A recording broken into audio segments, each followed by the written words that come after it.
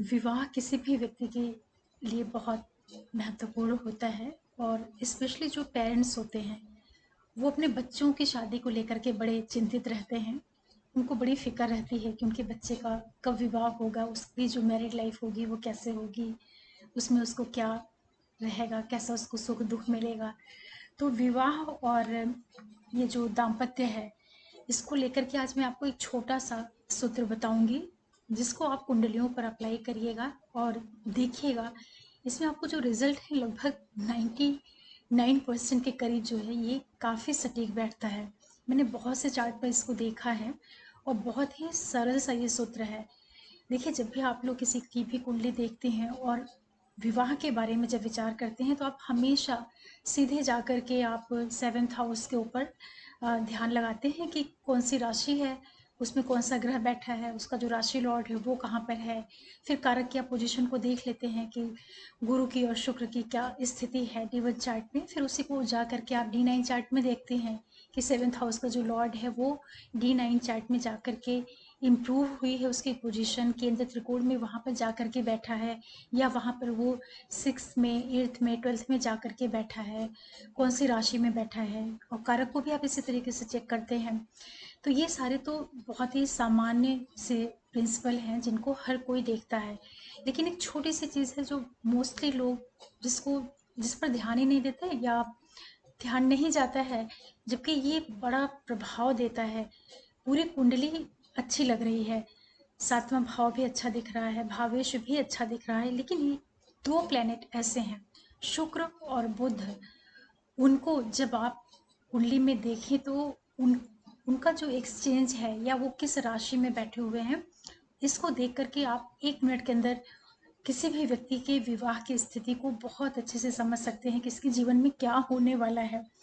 उसको मैं आपको चार्ट के माध्यम से नहीं बताऊंगी, क्योंकि इसमें आप लोग थोड़ा सा कंफ्यूज्ड हो जाते हैं। इसलिए मैंने एक पेपर पर हाथ से ही एक चार्ट बनाया हुआ है और वहाँ पर शुक्र और बुध को ले लिया है, उसी को लेकर के मैं आपको बताऊंगी।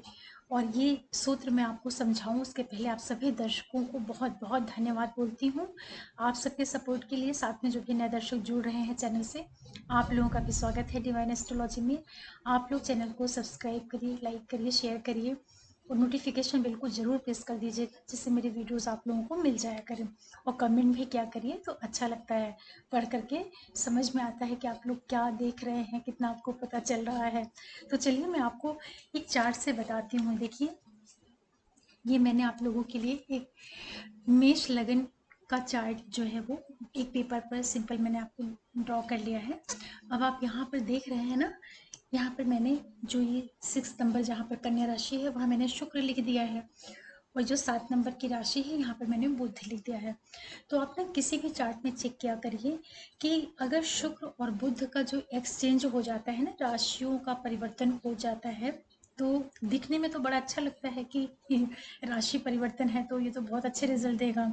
ये अच्छे रिजल्ट देगा, आपके करियर में दे सकता है, बिजनेस रिलेटेड चीज़ों में आपको हेल्प कर सकता है, लेकिन जो विवाह से संबंधित चीज़ होती है ना, वहाँ पर ये एक्सचेंज बड़ी प्रॉब्लम क्रिएट करता है। ऐसा इसलिए हो जाता है कि जो हमारा ये मेष लगन का चार्ट है ना, तो यहाँ पर जो शुक्र प्लैनेट होता है ये 7th हाउस का लॉर्ड बन जाता है, और मरकरी जो होता है वो 6 का कन्या राशि का लॉर्ड होता है। तो ये वाला एक्सचेंज ना, ये जो कुंडली के 12 भाव हैं कहीं पर भी हो जाए, फर्स्ट में सेकंड में, मतलब जो भी कॉम्बिनेशन आप सेट कर सकते हैं उसमें आप देखिए कि जब भी शुक्र की राशि में बुध बैठा होगा और बुध की राशि में शुक्र बैठा होगा, तो ये संकेत देता है विवाह में परेशानियों का। ऐसा इसलिए हो जाता है कि काल पुरुष में जो मरकरी है कन्या राशि का लॉर्ड है, हालांकि वहां पे उच्च का होता है, लेकिन मरकरी में ना एक कमी है कि वो बड़ा लॉजिकल प्लेनेट है, पृथ्वी तत्व ग्रह है, वो चीज़ों को होल्ड करता है। मतलब ना उसको बहुत ज़्यादा इमोशंस और इन सारी चीज़ों में उसका इंटरेस्ट नहीं होता है, उसको अपने फ़ायदे में अपने बेनिफिट को ज़्यादा देखता है। तो उसका जो बेसिक नेचर होता है वो मिथुन राशि का प्रभाव ले लेता है और कन्या राशि का। तो मिथुन राशि क्या है, ये भी एक तरीके के शुरुआत को दिखाता है, और कन्या राशि क्या है, जितनी भी हमारी कार्मिक चीज़ें होती हैं, जैसे कि आपके रोग हैं, ऋण है, शत्रु हैं, विवाद हैं, कोर्ट केसेस हैं, या ये कह लीजिए कि जितने भी लिटिगेशन होते हैं वो सारा कुछ कन्या राशि से आप देखते हैं। तो जब भी मरकरी तुला राशि में चला जाता है तो तुला राशि क्या होती है, ये पार्टनरशिप की, मैरिड लाइफ की ये राशि होती है, विवाह यहाँ से विचार करते हैं। तो देखिए जब तुला राशि में बुध बैठता है ना तो वो बिजनेस वगैरह में तो फायदा कर देगा, क्योंकि वो प्लेनेट ही बिजनेस का है, तो वहां तो वो आपको फायदा कर देगा। लेकिन चूंकि उसका बेसिक नेचर ना चीज़ों को एक बिजनेसमैन की तरह वो चीज़ों को तौलता है, परखता है, तो वो विवाह में भी अपनी वही बुद्धि लगाने लगता है कि उससे उसको क्या फ़ायदा हो रहा है, क्या नुकसान हो रहा है। पार्टनर के साथ में वो इमोशनली न कनेक्ट होकर के उसको भी एक तरीके से वो बिजनेस जैसा ही ट्रीट करने लगता है। तो तुला राशि में जाकर के मरकरी जो है ना बहुत नेगेटिवली इम्पैक्ट करता है विवाह के दृष्टि से। और शुक्र चूंकि वो तुला राशि का लॉर्ड होता है, मतलब उसके पास पार्टनरशिप है, मैरिड लाइफ है, विवाह का सुख है, तो वो जब आ जाता है कन्या राशि में तो वैसे ही वो नीच की पोजीशन उसकी हो जाती है। सेकंड क्या होता है कि वो अपने भाव से पीछे की राशि में आ करके बैठ जाता है, तो यहाँ पर जो शुक्र के अंदर जो स्वाभाविक उसके जो गुण धर्म है, मतलब कि शुक्र क्या है, जल तत्व ग्रह है, इमोशंस को, आपके प्रेम को, आपके परिवार सुख, आपका कुटुंब, पैसा, और जो आपकी पार्टनरशिप है, जो आपकी मैरिड लाइफ है, उन सब चीज़ों को शुक्र दिखाता है। तो वो चला आता है जब कन्या राशि में, तो वहां बैठ करके वो अर्थ त्रिकोण को, 2 को, 6 को, 10 को एक्टिवेट कर देता है, ठीक है। लेकिन ये स्थिति विवाह के लिए नहीं अच्छी होती है। यहाँ पर ये जो एक्सचेंज हो जाता है शुक्र का और बुध का, तो ये विवाह के सुख में कमी करता है। ऐसा नहीं है शादी होगी, कुछ टाइम पे शादी चलेगी भी, और लेकिन उनके भीतर अंदर एक ना बड़ी वो टसल रहती है। टसल मतलब कि वो हमेशा ना चीज़ों में एक तरीके से जो एक लॉजिकल नेचर होता है। अब शुक्र यहाँ बैठ करके एकदम डेड हो जाता है, ड्राई हो जाता है, क्योंकि शुक्र कन्या राशि में अच्छे से परफॉर्म नहीं कर पाता है, उसका जो बेसिक गुण धर्म है वो कन्या राशि से सूट नहीं करता है, तो अपने पार्टनरशिप और विवाह का जो सुख है ना, उससे जो जुड़े हुए रिजल्ट है उसको अच्छे से नहीं दे पाता। और मरकरी 7th हाउस में बैठ करके, तुला राशि में बैठ करके उसको डिस्टर्ब करने का काम करता है। तो ये राशि परिवर्तन किसी भी लगन की कुंडली हो, इवन वृषभ लगन की हो, मिथुन लगन की हो, या मकर लगन की हो, कुंभ लगन की हो, जहां पर बुध और शुक्र दोनों बहुत योग कारक हो जाते हैं, इसके बावजूद भी ये पार्टनरशिप मैरिड लाइफ पे नेगेटिव इम्पैक्ट डालते ही डालते हैं। ये बिजनेस, करियर, सर्विस वहां आपको एक बार हेल्प कर देंगे, उसमें ये कमी नहीं करेंगे, लेकिन विवाह को जरूर डिस्टर्ब करते हैं, ठीक है। और दूसरा क्या है कि चूंकि ये काल पुरुष में अपना एक बैकग्राउंड का इफेक्ट लिए हुए होते हैं, तो चाहे कोई भी लगन की कुंडली हो, इससे कोई फर्क नहीं पड़ता है, और वो कहीं पर भी बैठ के एक्सचेंज करें, चाहे वो केंद्र त्रिकोण में बैठ के एक्सचेंज कर लें, या 5th से 6 का, 7th से 8th का, कुछ भी करें, लेकिन जहां पर भी शुक्र कन्या राशि में होगा, बुध तुला राशि में होगा, तो एक क्लियर कट इंडिकेशन है कि ऐसे व्यक्ति की मैरिड लाइफ में परेशानियां जरूर आती हैं। देखिए विवाह कितना चलेगा, कैसा चलेगा, उसमें आपकी कुंडली में 7th हाउस में कौन सी राशि पड़ रही है, उसका जो राशि लॉर्ड है उसकी क्या पोजीशन है आपकी D1 चार्ट में और D9 चार्ट में, वो तो आपको देखना पड़ेगा। अगर वो अच्छे पोजीशन पर है तो आपके विवाह को चलाएगा कुछ समय तक, ऐसा नहीं है कि नहीं चलाएगा या विवाह होगा ही नहीं, ऐसी बात नहीं है। विवाह हो जाएगा, विवाह चलेगा भी। लेकिन ये एक्सचेंज बहुत ज़्यादा ये इंडिकेशन देता है कि मैरिड लाइफ में डिफरेंसेस आएंगे, डिस्प्यूट आएंगे, और कई बार अगर 7th हाउस और 7th लॉर्ड की पोजीशन भी कुंडली में आपकी खराब हो जाती है, ऐसी स्थिति में ये सेपरेशन और डाइवोर्स तक लेकर के जाता है। कई कई स्थितियों में देखा गया है कि इस स्थिति में लाइफ पार्टनर जो है वो या तो चला जाएगा, असमय चला जाए, या उसकी डेथ हो जाए, मतलब कुछ भी होगा, लेकिन ये एक्सचेंज अच्छा नहीं होता है, तो इसको आप जरूर चेक किया करिए, ठीक है।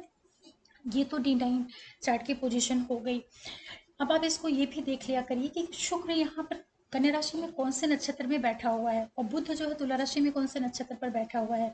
कन्या राशि में अगर आप देखते हैं तो उत्तर फाल्गुनी नक्षत्र आता है जो कि सूर्य का है, उत्तर फाल्गुनी आता है, फिर चित्रा आता है ना, सॉरी उत्तर फाल्गुनी आता है, हस्त आता है और चित्रा आता है। तो शुक्र जब सूर्य के नक्षत्र पर जाता है वो भी उसका शत्रु नक्षत्र है, चंद्रमा के नक्षत्र पर वो भी, और हस्त के बाद फिर चित्रा आता है मंगल का नक्षत्र, तो ये तीनों ही नक्षत्र इसके लिए कोई बहुत कंफर्टेबल नहीं है। और मरकरी को यहाँ पर कौन से नक्षत्र मिलते हैं, चित्रा मिलता है जो कि उसके शत्रु का नक्षत्र होता है, फिर स्वाति उसके मित्र का नक्षत्र होता है, विशाखा वापस उसका शत्रु का नक्षत्र हो जाता है। तो आप नक्षत्रों को भी चेक कर लिया करिए। लेकिन ये वाला जो एक्सचेंज होता है ना, ये पार्टनरशिप पॉइंट ऑफ व्यू से, विवाह की दृष्टि से बहुत अच्छा संकेत नहीं होता है, ना ही स्त्रियों की कुंडली में, ना ही पुरुषों की कुंडली में। ठीक है, इसके ऊपर मैंने पहले भी एक वीडियो बनाया हुआ था, शायद आप लोगों ने देखा हो कि नहीं देखा हो। इसके अलावा आप ये भी देख लिया करिए कि जो ये बुध और शुक्र हैं, ये दोनों जब एक्सचेंज करते हैं ना, तो एक दूसरे के बिहाफ पे काम करने लगते हैं। मतलब कि एक दूसरे का नेचर ये लेकर के बैठ जाएंगे, और दोनों के ही हाउसेस को ये डिस्टर्ब करना शुरू कर देते हैं। मतलब कि मरकरी जो है, इसीलिए 7th हाउस में जब आता है, या तुला राशि में आता है, या शुक्र जो है छठे भाव में आ जाता है, या कन्या राशि में कुंडली में कहीं पे भी आता है, तो ये विवाह में एक तरह के प्रॉब्लम, सेपरेशन, डिफरेंसेस, डिस्प्यूट को देता ही देता है। तो ये बहुत अच्छा कॉम्बिनेशन नहीं होता है, इसको आप अलग अलग चार्ट पर जरूर देखा करिए। जब इस तरह का चार्ट है ना, तो पत्रिका मिलान में थोड़ा अधिक ध्यान देना चाहिए कि जो सामने वाले व्यक्ति की कुंडली है, एटलीस्ट वो तो ऐसी हो ना कि वहाँ से चीज़ें थोड़ा सा कंपनसेट हो जाए। लेकिन शुक्र बुध का राशि परिवर्तन किसी भी कुंडली में, किसी भी लगन की कुंडली में बहुत अच्छे रिजल्ट नहीं देता है मैरिज पॉइंट ऑफ व्यू से। तो आशा करती हूँ कि ये जो मैंने आज आप लोगों को बताया है, शुक्र और बुध का एक्सचेंज, इसको आप समझ पाए होंगे कि कैसे विवाह को परेशानी में लेकर के आता है। अभी रिसेंटली मैं उस चार्ट को भी आप लोगों से शेयर करूँगी।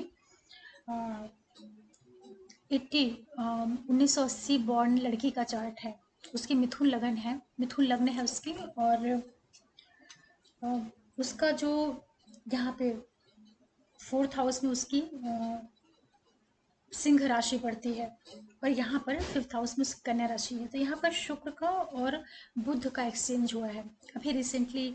1 अगस्त 2025 को उसके हस्बैंड की डेथ हुई है।